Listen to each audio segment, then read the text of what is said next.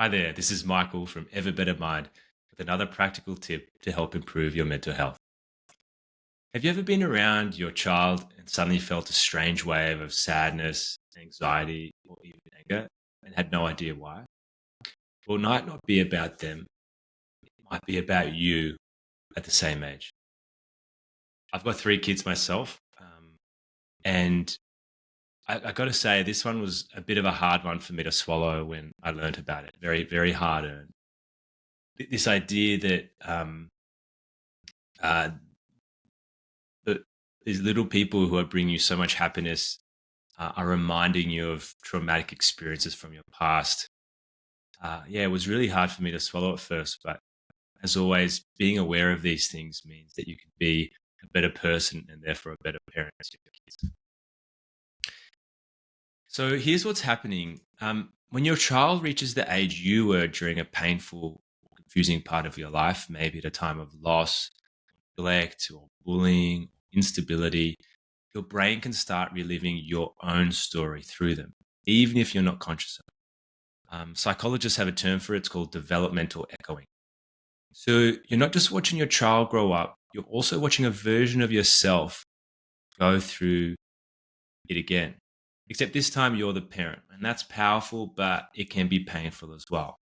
So you might feel overprotective because no one protected you. You might struggle with guilt or grief because you're realizing what you missed out on. You might react strongly or emotionally and not understand why. This is a big one for me. I think for anyone, parent or not, if you react seemingly irrationally in a really big way to something, it's often a hint about perhaps some pain in the past. And if you're doing that with your kids and there's no real reason for it, you know, we all know what it's like when you're overly tired or whatever. But if you seem to be reacting in a way that doesn't really warrant it, it could link to something into your past. The good thing is that this isn't a negative thing because it's your nervous system saying, hey, something about this age is triggering and still needs healing. So here's a really innocuous example about me. Um, every time my kids have a uniform free day, I get really stressed. I make sure their best, coolest branded clothes are washed and ready to go. Um, I pack their uniform in their bags in case they freak out and need another option, in case no one else is in their free clothes. I get there really early and drive up and down and make sure other kids are also in their free clothes, or try and work out the percentage who aren't. If for some reason I get super stressed, sweaty, it's the whole thing. Um, and I know that if that was a really negative thing in my life, I really reflect on it.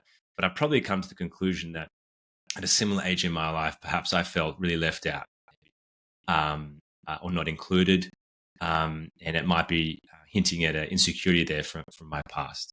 Um, Thankfully, it only happens a couple of times a year, but you can kind of see where you know when you're acting a little bit irrationally how it could link to something in your past. So, what can you do? Try this. The first thing is when you notice yourself acting in a way that doesn't quite link with what is going on around you, notice the age that triggers those strong reactions. What age are your kids? And the next thing is to ask yourself, what happened to me at that age? What did I need that I didn't get? And then the next thing, of course, is to kind of try and process this. So once you understand the kind of age of your kids, and the triggers that are happening, and then understanding what might have happened to you at that time, you need to talk to someone. Of course, the first step should always be a therapist, but it might also be a friend or a sibling who understands perhaps what you went through. If you feel comfortable and safe to do so, you might want to use those as journaling prompts to your younger self, to your younger self, to see if you can kind of get a dialogue with yourself and help process whatever may have happened.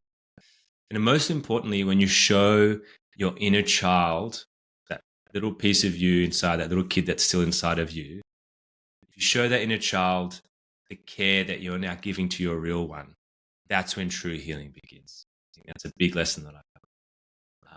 Your own inner child deserves the same care that you're giving. And if you can do that, you can start to heal be an even better version of a parent just to your kids. Um, with that, I will say, if you found that useful, please subscribe. But more importantly, if you're suffering or you know someone who is suffering from mental health, know that you're not alone. But for now, I'll see you later.